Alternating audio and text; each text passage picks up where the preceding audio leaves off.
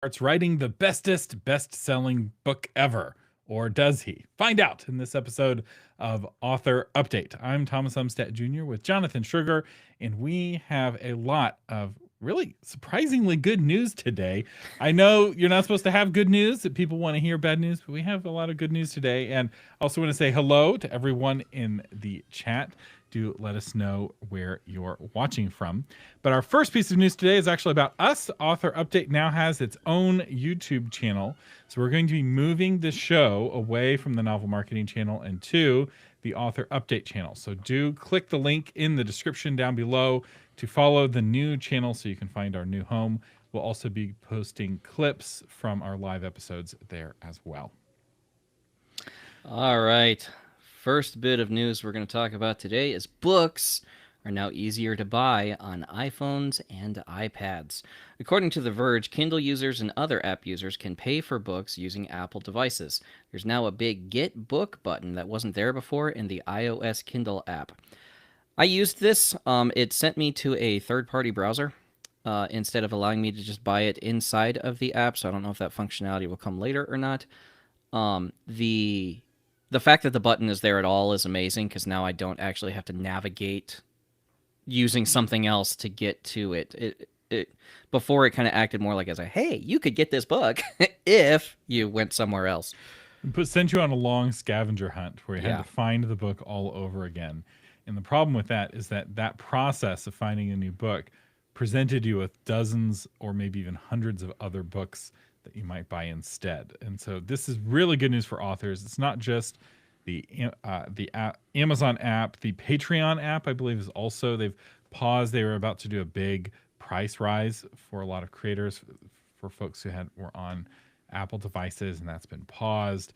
And so this is, and maybe the Kickstarter app too. So if you're an author making money selling books to readers, Apple is going to drink from your milkshake less, which is really good news, and more money for everybody but Apple. So it's a story we have been following. We're going to continue to follow because there's more good news to come, I suspect. Following on to that, this is, I don't know, kind of good news, I think it's good news, personally. Skype is dead. Long live Microsoft Teams. No. After 22 years, they finally put Skype down. It was overly featured. The bloat was incredible on the program. It was good in the early years. It was fantastic for what it did, pioneering those things. Lately, I haven't used Skype at all. I hate Microsoft Teams with every fiber of my being. I don't know why anyone would choose to use it. I used Skype to write my book because I did all of my interviews using it back in 2014, 2015. It was a key tool. But the problem with Skype, like you said, too many features. And when Microsoft bought it, they used it as a tool to try to get people to create Microsoft accounts. And the reason why Zoom won, even though every major tech company has a competitor to Zoom, Zoom won because it was the only tool that didn't require you to create an account. You just click the link and you were on the call. And that small reduction in friction was all it needed to become the number one player. And now it's really the only player. So goodbye, Skype. We knew you well, but Zoom is better. Zoom is better. All right. Go ahead. Some more good news for Thomas, this being his baby, and now we're going to be stuck here for a while. Texas passes sweeping school choice bill, meaning more money for more books. Right now, it looks like you can get $2,000 per student per year for homeschool, $10,000 for private school, or $30,000 for special needs students. $1 billion of education funds that will be directed by parents in private schools instead of by public schools. We already have something like this in Arizona, and I love it. We call it ESA, and I'm getting about $8,000 a year per kid for curriculum, for classes, for whatever it is that they need, and I think this is fantastic.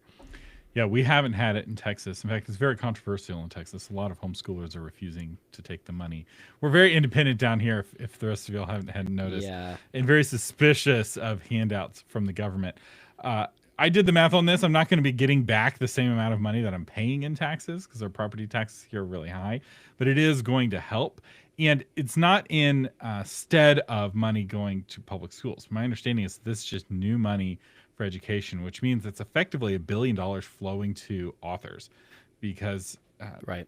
either authors of textbooks or authors of regular books. And if you're writing for homeschoolers, if you're writing for private school classrooms, there's a lot of potential dollars that you could get as an author, particularly if you make your book classroom friendly. And speaking of making your book classroom friendly, I created a new patron tool inspired by this new law that's passed in Texas called the Lesson Planner.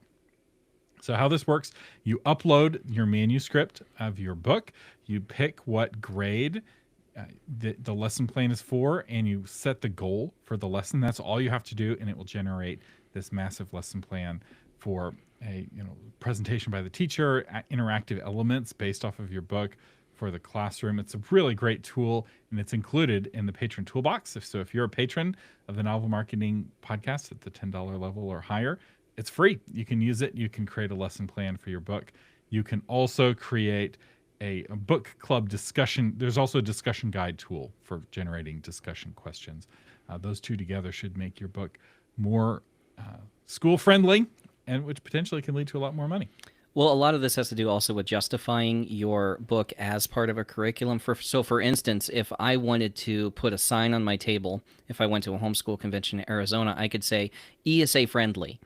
And then if I had, say, devotional material or learning material to go along with it, when the government, if they do, run a checkup to see if this qualifies for reimbursement or for direct funds, they would see that there is a curriculum associated with it. And that will make the case for using ESA funds for you so much better. And then all you do is go to homeschool conventions and cash the checks, because you have people walking around with all this money that they would have been paying in taxes. For us, it's actually a change. It's not we're paying taxes and doing this. We're actually just getting the allocation that would have gone to the school for the child is actually now coming to us, at least a percentage of it. So now they just have this money they need to spend on books, and all you have to do is convince them that they should send that money to you. Fran asks, what do we do about people who equate book banning, which has sent people to the executioner's block, with not allowing in or selecting for schools?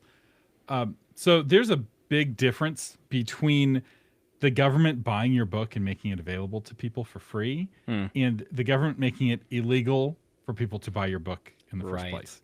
So if a book is illegal, that's an actual book ban.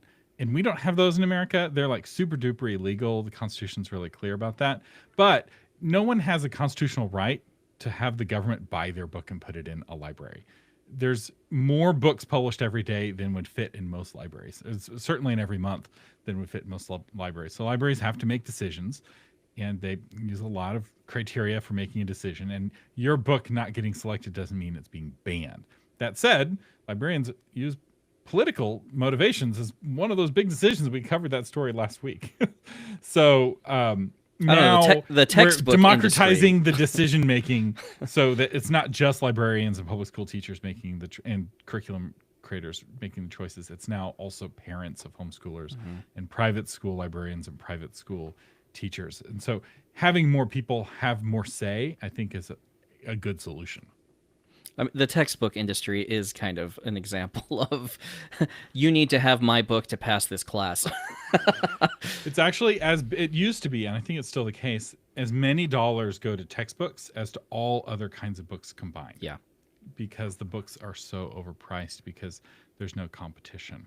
And they're like shots. You have to have them. That's right. All right. So, go ahead. Will Mr. Beast be next year's best-selling author? Publisher Weekly reports HarperCollins acquired rights to an untitled thriller co-written by YouTuber Mr. Beast and James Patterson. This is going to be a powerhouse because Mr. Beast knows how to tell a good story, and James Patterson knows how to format the story into a novel. I'm actually probably going to read this.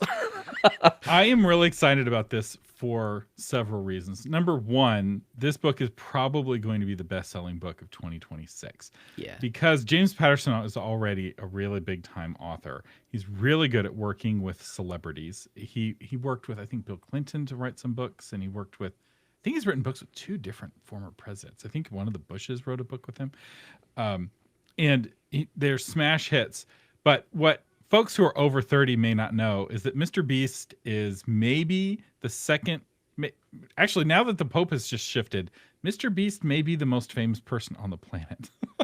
He is incredibly famous for folks 30 years and under. Yeah. And if he covers his book just one time in just one episode, the equivalent funding of advertising for that was probably going to be bigger than any other book gets all year. Because to get a spot on a Mr. Beast video costs millions of dollars, because he often gets tens of millions of views, sometimes hundreds of millions of views. He's so big, he got an Amazon Prime deal for his own show on Prime. Like, he's really famous. And part of the reason why I'm so excited about this is that his core audience isn't just young people under 30, which aren't a big reading demographic, but young men under 30, teenage boys, many of whom have never been required to read a book in school ever. And the books they have been required to read are not the kinds of books that cause them to love reading, because often the people selecting those books are not selecting them with young men in mind. And so they've never been given an opportunity to actually read something that they would enjoy. They're not reading Monster Hunter International. They're reading Catcher in the Rye, or they're reading The Great Gatsby, right? Nobody fell in love with reading because they've read The Great Gatsby. But they might fall in love with reading a Mr. Beast book. And so, and they can maybe then acquire a taste for better, higher brow fiction, but you can't start somebody out with that. Right. Well, James Patterson is known for his thrillers and stuff, but Mr. Beast is known for breaking human beings. If you watch any of his videos, watch the series on Amazon Prime. Okay? Ladies, you're going to hate it. If you're a nice person, you're going to hate it. I mean, there are 2 guys on there who work in cyber warfare in the Army. They're contestants. And they broke this chick psychologically that they were stuck with in one of the games. And they broke her down to the point that she was crying, and she actually eliminated herself from the game. Okay? Mr. Beast is a master of psychological warfare. All right, I'm so excited to read this book. Yeah, Amram's asking, but how many people are going to read his book, though? His audience all of them. Is very loyal. And we're starting to brainstorm some titles here. PJ is saying, tentative title, Beauty and the Mr. Beast. Yeah. I mean, but you have to understand that this guy, in a different context, is a cult leader. Okay? He has he may be a actual cult disciples, too. People who want to be like him. Okay? I study anyone who wants to be big on YouTube studies his videos to figure out how to be big on YouTube, because his storytelling is unmatched, and the things he dives into make people angry or fascinated.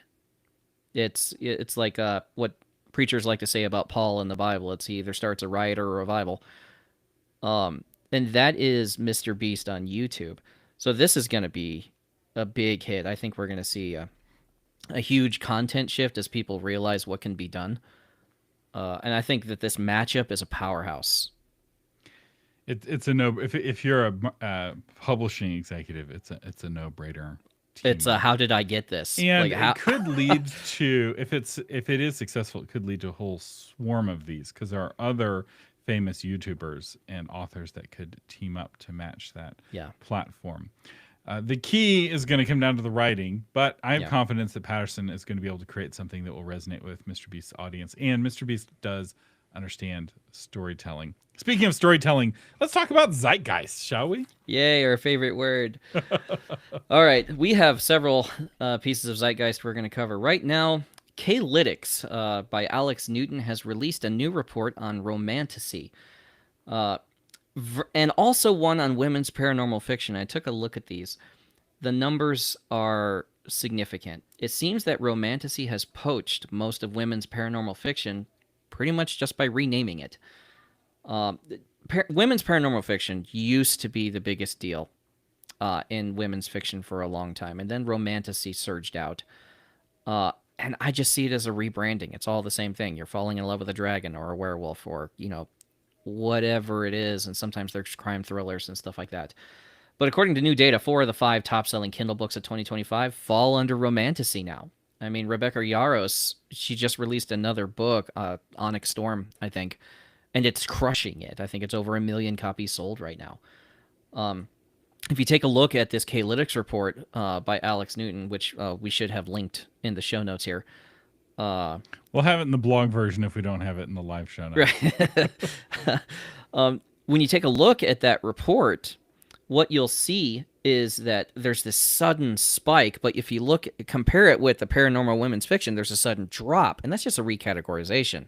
It's a movement of the market and renaming it as something else, because you're still looking for the same thing, right? You're looking for a fantastical setting. You're looking for a romance. That's something that's exciting, something that's different or arousing, depending on what you're looking for in that market. And another thing that Alex said is that indie authors are the heart of this revolution. They're the ones that pushed this. And TradPub is just trying to catch up, and they're trying to scale it appropriately. Thomas, what are your thoughts on that? Yeah, it's hard for TradPub to catch up because the TradPub process takes 1 to 2 years to make a book, which puts them 1 to 2 years behind any sort of exploding trend like this. One important thing when you see a genre blowing up is to try to tease out how much is this a genre blowing up or being created, and how much of this is one author who just happens to have books that are really popular. Because we can't intuitively understand the Pareto distribution. Like, it breaks our minds. We understand the standard distribution, right? That kind of bell curve, or most people are near the middle. The Pareto distribution is where Rebecca Yarros lives. It's where Mr. Beast lives, right? He'll get more views in 10 minutes than I've ever gotten in my entire lifetime on all of my YouTube videos all combined, right? And that's how the Pareto distribution works, where there's a tiny group of haves and a big group of have-nots. It's sometimes called the 80-20 principle, but it's not always 80 and it's not always 20. In publishing, it's more like 1 in 99. Yeah, 190, I would say. So 1% of people get 90% of the money. And it's easy to think that a genre is being created when in reality it's just one book. But often that is how genres get created. So let's say somebody reads all of Rebecca Yarros's books and they love them and they binged them, right? They're reading one book every 2 weeks.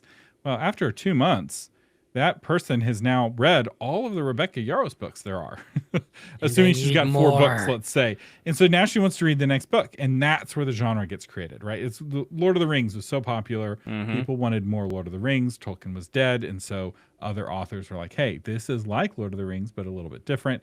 And suddenly the epic fantasy genre is born. And so we're seeing the birth of a genre. I don't think Romantasy will always be as hot as it is right now, but right now is the white hot moment of Romantasy. It's also benefiting from a really cool name. Yeah. Paranormal women's fiction is an awful genre name. Right? Yeah. No one's going to Google search that unless they're a real nerd in the genre. But Romantasy is catchy. You hear it one time, you immediately know what it is. It's like brunch. Right. It's just a word that was going to happen. Somebody was going to combine breakfast and lunch into a single word. Romantasy is the next thing. The one thing that I find a little bit unfortunate is because it's so hot right now, I was at a bookstore and there wasn't a single regular fantasy book in the fantasy section. It was entirely Romantasy. Which is producing a surge. I've been tracking it on X. Readers are actually now searching for something that's not romantic. It's in their search query, which is epic fantasy, dragons, no romance. So if you're writing, like me, I don't write romantic fantasy. If you're doing that, make sure that you're using your targeting keywords to include no romance, and you'll actually hit the people you want to hit at that point. Yeah. So I'm happy to see indie publishing winning. I'm happy to see this genre doing well. It's not my favorite genre, but there's a genre I like even less. It's also on the rise. Speaking of zeitgeist. The horror. The Bottom Line reports that horror is experiencing a boom like it hasn't seen since the 1980s. In 2023, Circana Bookscan reported a 24.2% increase in U.S. sales of horror titles. In the UK, Nielsen reports a 54% increase, the biggest year for the genre since Accurate Records began. And not just that, but the box office, too. I follow the box office really closely.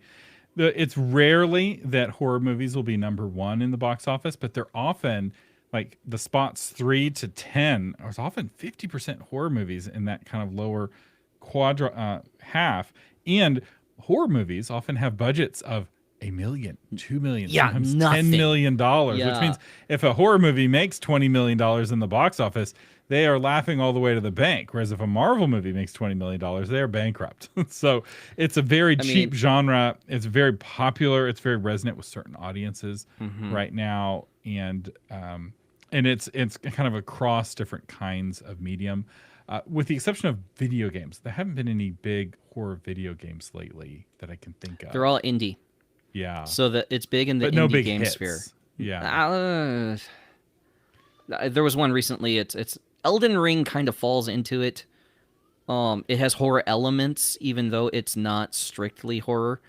But we haven't seen anything like Silent Hill in a long time. Or Five Nights at Freddy's. Or Fear.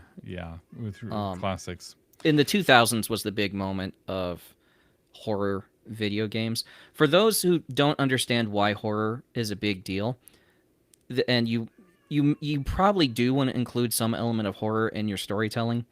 Horror is about connecting to something transcendent, and in horror's case, it's bad for you. It's the flip version of like religious faith, because in horror, you're it's particularly cosmic horror. You're looking at something that you can't defeat. Like I see a lot of horror movies that are done badly, and I'm like, the Second Amendment would solve all the problems in this movie. Like, just stop running away and falling down, turn away and blow the guy away. All right, that's not a horror movie. It's a horror, but like in Texas, and it's like, it's just not a horror movie. It's yay, I get to use my guns movie. I think it's also somebody's got like depression if they're wanting to feel something, like they just feel very numb. Horror makes them feel something, even if what it's making them feel is afraid. And it's an adrenaline shot.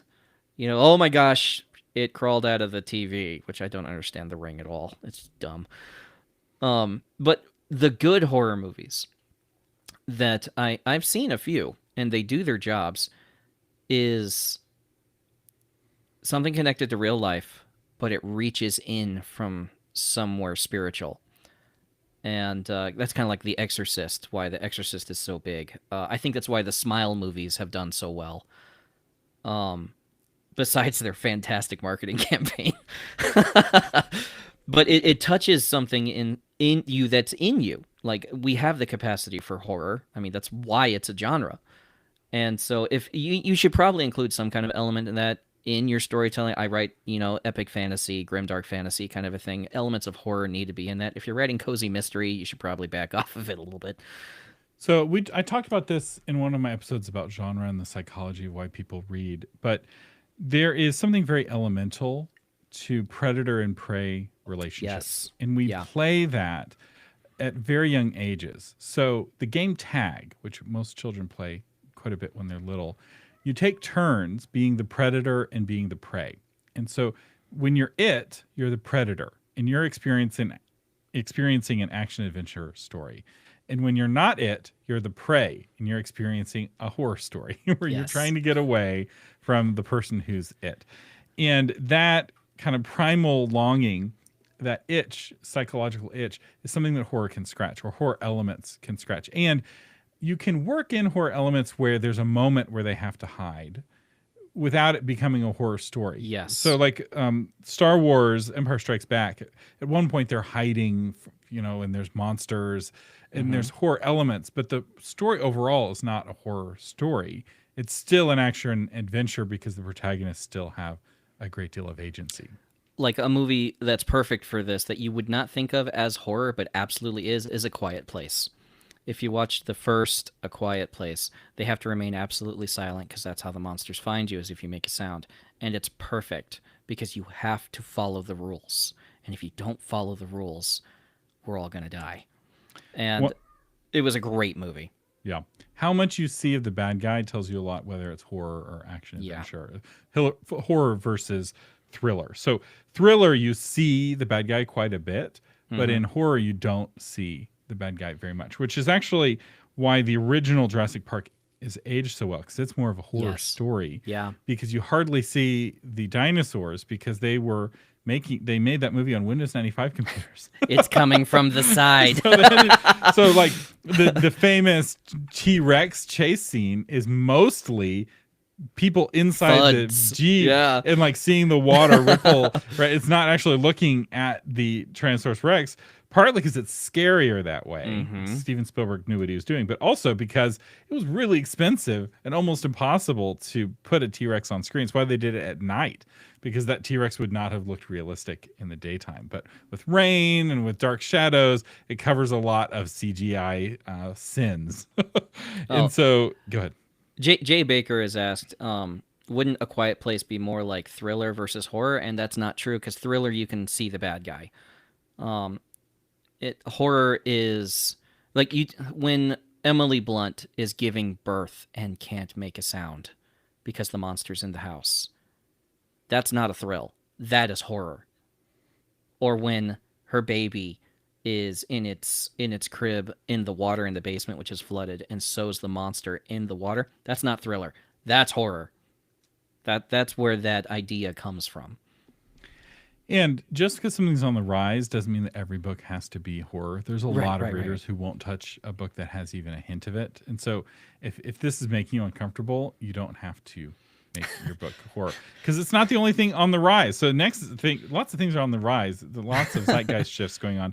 Christianity is on the rise, particularly with young men. The Daily Wire reports that Christianity is on the rise in the U.S. and the U.K. It's surprisingly up in the U.K. amongst young men, both in evangelical and in Catholic churches. We've seen a significant growth since 2023. So if you're watching the charts for Christian participation, overall charts were going down, down, down, down, down, and then it bottomed out in 2022.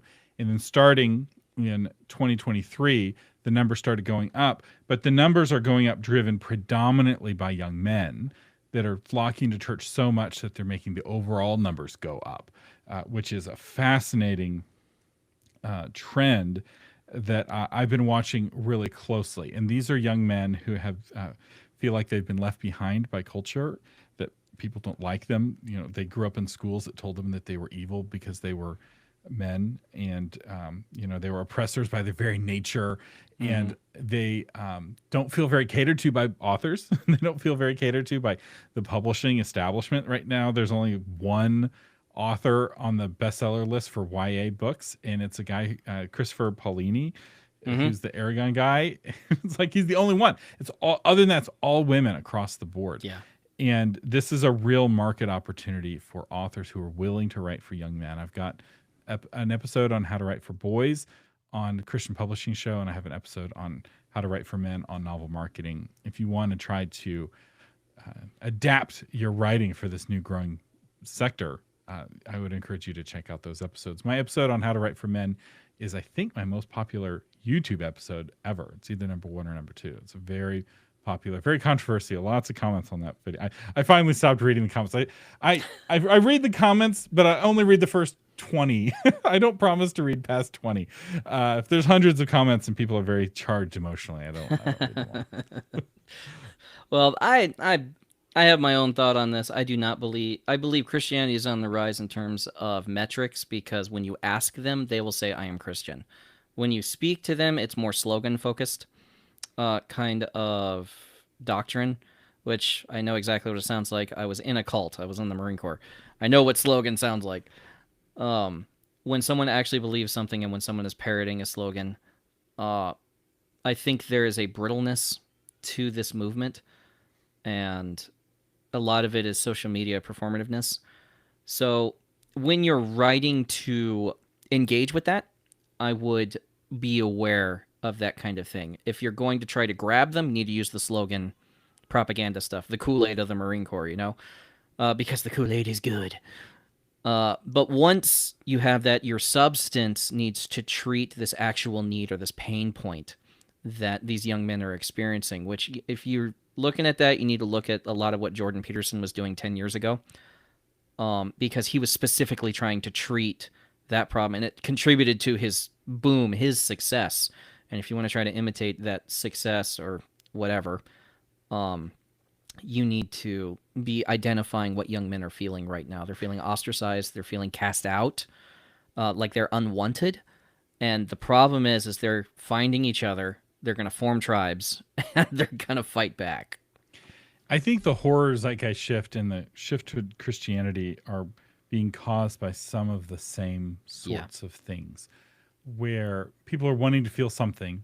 They're looking for an emotional experience. They're looking for something that feels real. We live in a world that feels very artificial and very digital, very online, especially young men are very online, as are young women. And so things that feel real, like fear, like a spiritual experience at an actual physical church, because it's not just like survey results. It's also like church attendance is up with young men, and lots of reports of like baptisms. Whether or not these are genuine, or it's not for us to decide necessarily, but there's a big mix. But I do think that if you want to understand it, you need to look to Jordan Peterson, because he's the guy who's chasing these young men into church. He's not some Christian evangelist. Jordan Peterson isn't actually Christian, which is fascinating. Oh, man, so fun to study. Yeah. Now we have some hard news to get to. Not hard in that it's psychologically hard, but hard in that this is the news you can use to help sell some more books. Exactly. Particularly regarding search engine optimization. Google's made a major update. Will your book get lost in the noise? Jonathan, what's the down low? All right. I have so many things to go over on this. Back in February, Google required that all data scrapers that go through Google are required to execute JavaScript in their data mining activity. And the reason that is important is because executing JavaScript will also activate ads and then activate Google's metric tracking. What this has resulted in is that a good percentage, at least 34% of Google's ranking, the way that they rank a topic higher, is actually generated by automatic background activity, data scrapers and bots moving through the internet, and it's actually pushing topics and URLs higher in the search instead of actual human interaction. Thomas, what does that mean for us? I don't entirely know what this means, actually. Google's changing the way that they're operating. Executing JavaScript means that parts of the page that were previously invisible for Google are now visible.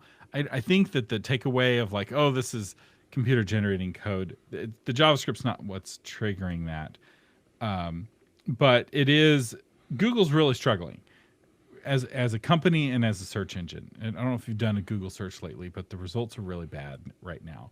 And part of the problem is they're drowning in the amount of new content that's being generated. And Google's AI, if you go to Gemini and ask it questions, you get often better results than you get from an actual Google search. Even though the Google search now will often put a Gemini answer, but the Gemini answer is not Gemini's best model. It's their really efficient, give it away to everyone for free model. So Google, I was tempted to start shorting Google because I'm like, I don't know if they're going to make this transition, but they do have really solid hardware. They are well positioned to have a strong AI play, but I'm wondering if Google search, Bing search, if those are going to go away as a primary way people interact with the internet, because I'm finding myself not doing searches much anymore. If I have a question, I now go to an AI and have it do the analysis, have it look up 100 pages and synthesize that data and give me the specific answer and do analysis on it. Somebody was offended last time when I was talking about Europe or America conquering Europe. So I was like, I posted a picture of all of our bases all over Europe, and we have like 80,000 active duty troops on the ground in Europe. And then I wanted to give comparison of like, here's all of the countries that have fewer than 80,000 troops in their own militaries, all the European countries. And AI was able to very quickly look up that data, sort it, alphabetize it, and give me the list. And sure, I could have done that with Google, but it would have been a 20-minute project, whereas it was a very quick prompt and response on AI. Well, speaking of AI, users of AI are now mating for life when it comes to their AI platform of choice. The race seems to be on between AI giants to get the lion's share of the market now. It's true. I mean, I don't want to, I'm not Thomas. I don't want to investigate 12 different AI platforms. I don't want to look at Claude and Perplexity and ChatGPT and Gemini and Grok, and I don't want to, okay? I use ChatGPT. I'm good, okay? It does the thing that I want it to do, and it's getting better. That's the worst one, Jonathan. I don't care. I don't care. All of them are better than Do not care. They're all bad. They're all bad. No, the other ones are good. No, they suck. They're all trying to destroy everything. But the point is that you can see where I'm coming from. I don't want I don't want to go anywhere else. I have my cell phone company, and I'm sticking with my cell phone company because I don't want to research another cell phone company. And this is exactly the trend that users are following on the internet. So now AI companies are racing each other to get those users onto their platform. What that'll mean is probably lower costs right now, and then competition more similar to what we see cell phone companies like in the future. If you switch from your current carrier and come over to us, then we'll give you 6 months free or something like that. Thomas, what do you think? Yeah, I mean, we've seen this several times already in my lifetime with new technologies, where when they first come out, it's a really wonderful experience because the company isn't trying to make any money. Like social media in the early days was really quite fun. Yeah. And then it got awful when the company started making money. There's a term for this, but it has an expletive inside of it, so I'm not going to use it. But it's the official Can term. I use it? No. It's a clean. This is a family show. Oh, yeah. Sorry. So, but I can describe it in sterile language. Basically, the strategy is you offer a really cheap, really free version, or as cheap as you can, version of your service, and you get as much market share as you can, and you get people addicted, locked in, committed to your product. So Uber's a good example of this. It used to be Uber was cheaper than taking a taxi. They kept the prices crazy low and gobbled up as much market share from the taxi companies as they could, put as many taxi operators out of business, or got them to switch and start taking Uber rides instead. And then once they had dominant market share, the prices started going up. You started seeing surge pricing more often. You started to see the price not quite going down as low as it used to be. And you see the same thing with Facebook, where it's now mostly ads. And this is the strategy. So right now is the golden age of AI, in the sense that you can get an unbelievably great experience that's free of ads and free of monetization for the most part. Grok is just straight up free. Elon Musk is at war with Sam Altman for personal reasons, and the benefits are we don't have to pay for Grok. I mean, I have Super Grok because I have an X account that comes with it, but I don't know if it's actually any better than regular Grok. Eventually it will be, but right now they're trying to get you to commit to theirs, because like people, once they start with Claude, they don't go back to OpenAI, because Claude is better at writing than OpenAI is. OpenAI is better at images. I'm not committed to any of these because I'm trying them all. When I'm building tools for the Patron Toolbox, different tools will use different models based off of which model is the best model for that particular task, because some models are better for some things than others. And so I use them all the time. I don't use Gemini right now very much, but it's got this 1,000,000 token context window that makes me want to play with it. So I think all of this to say is that Thomas is polyamorous when it comes to AI, and it's a computer, Jonathan. the rest of us are monogamous. Happily married man to my own human wife, and I use many AI tools, the right tool for the job. Yeah. So moving on. They're also incorporating something called multimodal search into a lot of these AI programs, which would be like inputting a picture of books that you own. So I would take a picture of my shelf over here, upload it, and then ask the AI, if I liked these books, what could I read that would be similar to these books? And then AI is going to spit out a list of recommendations according to those books. Thomas, real quickly, what are the possible benefits you see of that, and what's the strategy? So AI optimization is still really new. We don't know how to influence these models, but search engine optimization is really helpful for this. Having good structured content on your website is actually critical. One of the best things you can do to optimize your books for AI is all of the things I've been recommending for authors to do for years, which is have a website, have a page for every book. Have that page well optimized for search. Yeah. Good headings, good content, good data, because every web page on any major website. So if you're in the top 1,000,000 of US language websites, it's very likely all of the AI models are training on your website. So if you have a really good page for your book, the AI models are going to train on that book and you can influence it. So your website is really critical right now. It's really easy to think, oh, I'm just all in on Amazon. As long as my Amazon page is good, I don't really care about my website. I'll abandon it. I'll update it when I have to. No, your website is critical. Jonathan, you need to work on your website. I'm going to. Give me a... I have a patron tool that I built called the Website Scanner. I'm actually working on an episode for next week on the main Novel Marketing channel where I share all the tools in the toolbox. And I used Jonathan's website as my example for the Website Scanner. Leave me alone.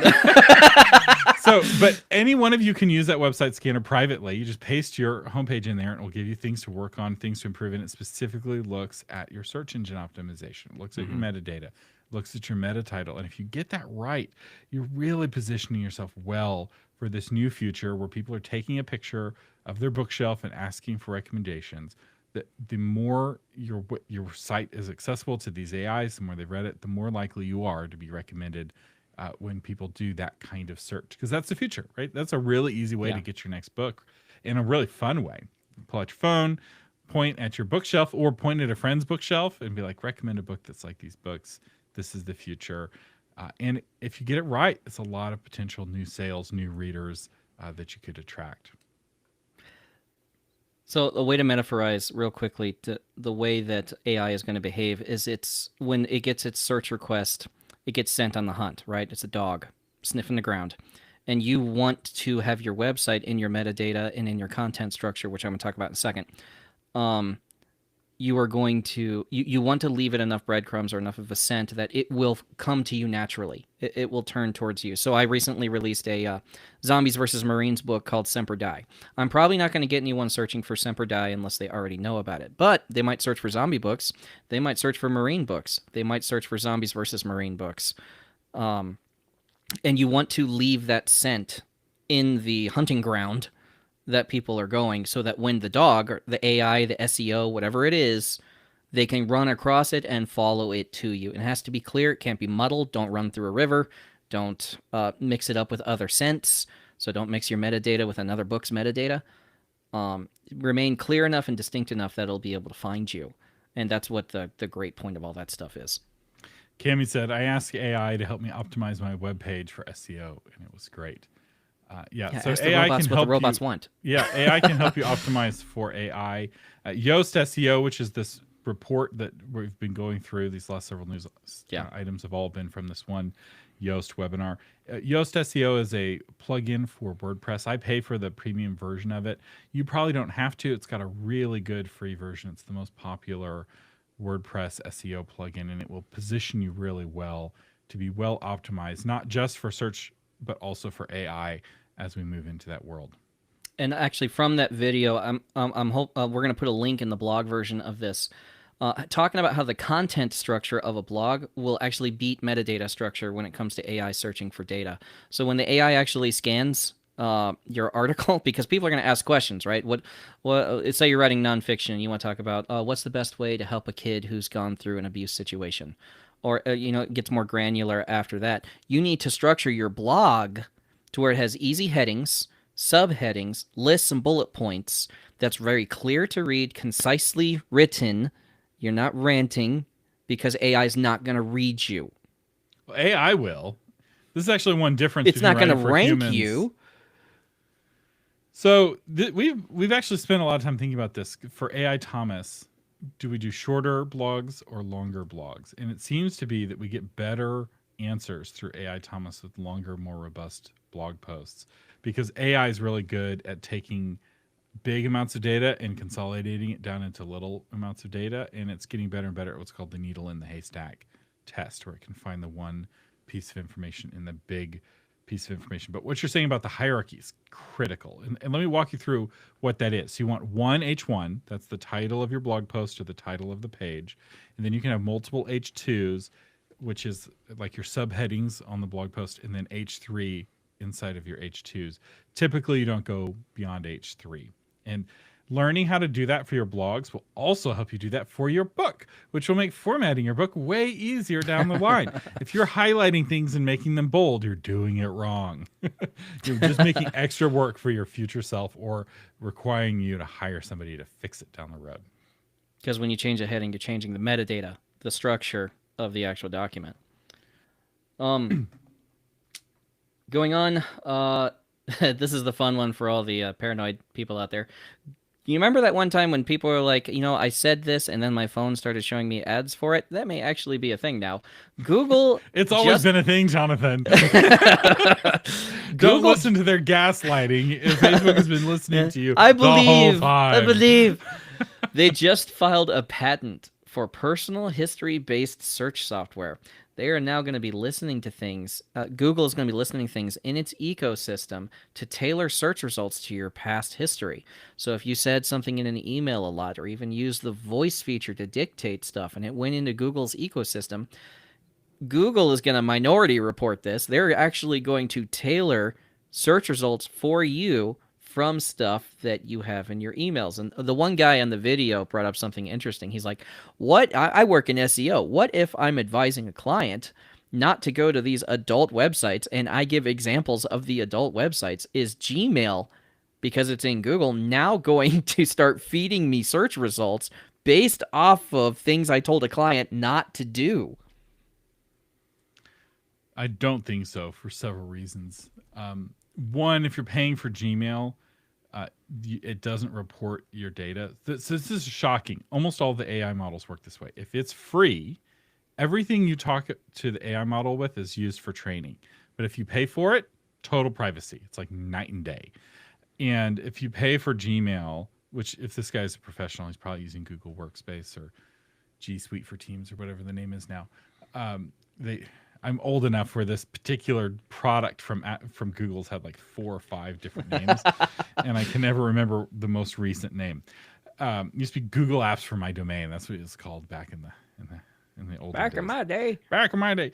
Anyway, I don't think that's a problem. Also, large language models are getting much better at processing negatives.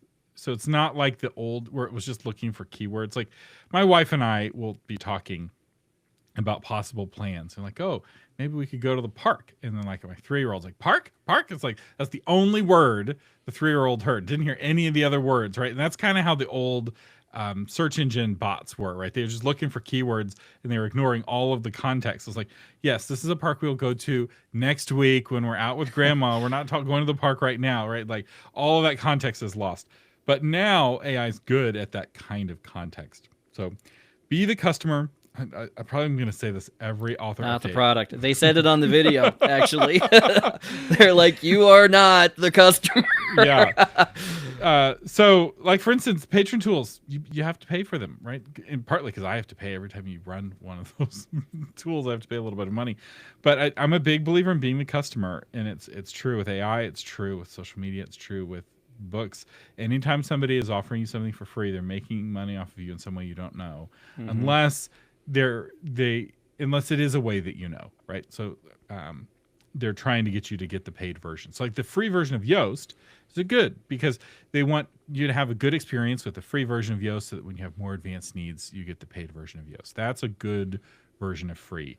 Substack is a good version of free. It's like, hey, we're free, but if you want to make some money, we'll make money together and we'll take a percentage of the money that you make. That's a good version of free. A bad version of free is free in the way of Facebook because they're not just selling you to advertisers. They're also selling your data to advertisers because advertising is always more valuable the more data you have on the people. So you can't have an ad-supported model and a privacy-first model. Those are incompatible. So speaking of traffic and how ads are working, another problem that's coming up is as AI answers people's questions. So when you type into, say, Google search, what's the best way to cook a souffle? Okay, do I throw it in the oven? Do I do water under it or whatever? It'll come up with an AI summary, right? Well, now the thing they're seeing is it's reducing by 1/3 the number of clicks to the URL that had that information. So now that site is not benefiting from the traffic because AI answered the question by taking it from the URL. So this is a big deal for nonfiction authors who usually rely on this SEO strategy to generate traffic to their website. And it may be seen initially as a negative. It's like, holy cow, I'm losing 33% of my traffic because AI is stealing my answers and putting it as its own. Another way to look at this is now all the traffic you're getting is higher quality. This 33% of people that aren't visiting, they were just there for an answer anyway, and they were going to leave without making a conversion decision. I have an example of this. 15 years ago, I was getting a question from a lot of my website clients. This is back when I was building websites for authors. And I wrote a blog post titled How to Add a Hyperlink to WordPress. This blog post has gone on to get hundreds of thousands of visits. I have spent I don't even know how many, probably hundreds of dollars hosting this page for people. It's for many months over the last 15 years, it was our number one best performing page because it was a really good answer to that question, how to add a hyperlink to WordPress. Because we didn't just give one way to do it. We gave a whole bunch of ways to do it. And that page resulted in 0 sales for anything ever because people looking to add a hyperlink to WordPress were not our target customer. They weren't authors. They weren't in the market for any of the things. None of you listening found me because you first Googled how to add a hyperlink to WordPress. But for over a decade, we ranked in the top set of results, and sometimes really high for the top set of results. And so if Google were to take that traffic away from me and redirect it to Gemini, where if you do a search for how to add a hyperlink to WordPress, that just saves you money. You'll get a Gemini summary. It will save me hosting money, but it also makes me sad because it was kind of an ego boost to get all of that traffic. It's like, one of those false, so popular. It's one of those false things. Like social media interaction doesn't result in book sales, but it made me feel good, so that's what I'm going for. So now you're wasting effort on vanity, like Ecclesiastes talks about.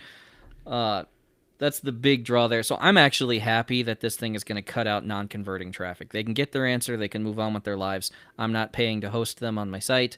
And my traffic is now higher quality, and my numbers look better in terms of conversions.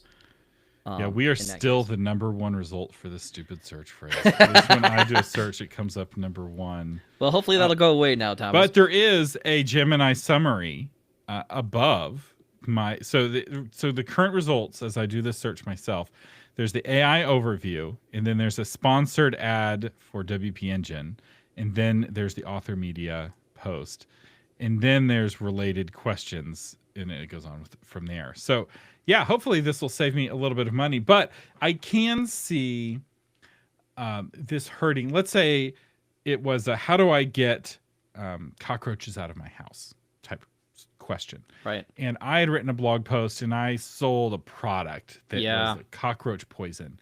And people would go to that post, they would read all of my suggestions, and I would recommend my cockroach poison, and so they would take that, and that was a good source of sales for me. And now there's an AI overview that has a lot of the same content of my blog post, but it recommends the other guy's insecticide. Right. That's where it gets scary, because I do know people who have built whole businesses off of being number one for one search term or another. Yeah. And all that traffic comes to a single blog post, and that blog post is integrated in with their core offering. Mm-hmm. So for me, I'm not selling hyperlinks. I'm not really selling WordPress. So it was not connected to my core offering. But we had another post called 101 Book Marketing Ideas that will change your life. And for years, that was a core. If you did a search for book marketing, we were one of the number 1, number 2 results for that. We had 87 book marketing ideas that will change your life. I recently updated it and expanded it to 101, which you can find on authormedia.com. It's a free download now. But that was a much more integrated. And back in the day, other people basically ripped it off and made their numbers bigger than ours. And there was this big, I love capitalism. There was this arms race of how many book marketing ideas you could give away in your guide, and that did hurt because the kind of person searching for book marketing was the kind of person who might go on to buy a course from Author Media. Yeah. So this is probably going to hurt affiliate revenue, ad revenue, because as fewer people are moving to the URL, those are traffic reliant to determine revenue. So that'll probably impact those kinds of things. Probably the last one of these we're going to mention for now is OpenAI is developing its own social network. You can now talk to more bots on a different social network. So the AI community has been all abuzz about this because this is Sam Altman and Elon Musk really don't like each other. And so Elon Musk offered to buy OpenAI from or Chat GPT from OpenAI, and now Sam Altman's like, well, I'll start my own social network.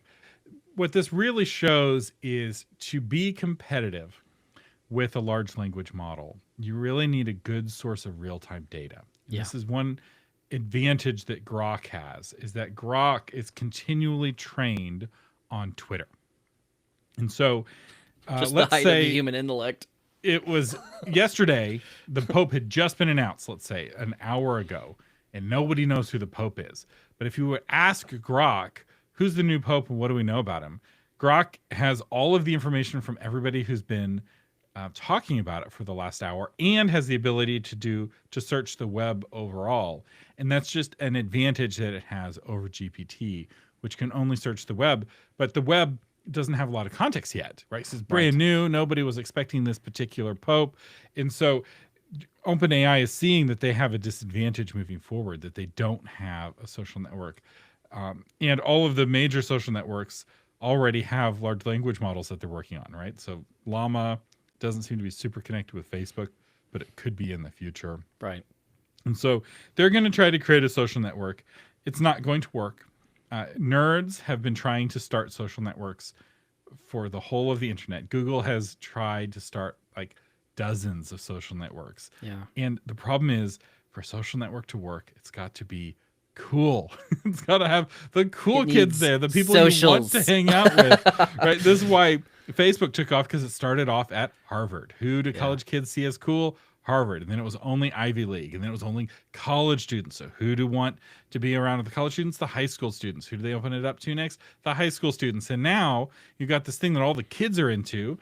And when all the kids are into it, who wants to be a part of it? The adults. All the moms that used to be in high school. Yeah, I'm a cool mom. Yeah, exactly. So, this is a desperation play. I don't think it's going to work, but we will be covering it because they have billions of dollars to make it. They're gonna try to make it work, and and there'll probably some benefits, I'm sure, maybe, I don't know, of being a part of the social network. I'm not a big fan of it for authors, because authors tell themselves social networks will help them sell books, and they don't. And I don't think that this is going to help you sell books, but there may be some other uses. I'll keep an eye on it, as we will all of these breaking stories. Just don't fall into the trap of crypto, which is like, you got to jump on it right now to be the first in the space in order to the ground floor. Don't do that. Okay. Yep.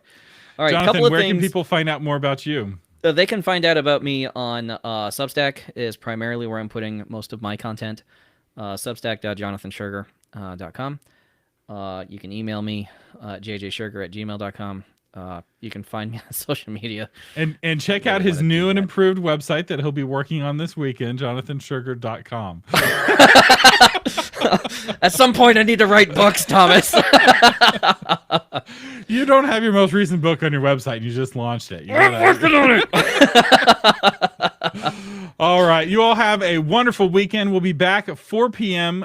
Next week. Remember to like our new channel at some point. These live streams are going to move over to the author update channel. So if you haven't yet, click the link down below. We need to get at least 100 subscribers so we can start doing thumbnails. Subscribe. So please subscribe to the new channel. Also subscribe to Novel Marketing. It's not going away, but Novel Marketing is going to be the evergreen how-to type content that it's always been. We're going to move all these crazy news shows over to their own channel for people who like that sort of thing. I'm Thomas Umstattd Jr. And I'm Jonathan Sugar. Live long and prosper.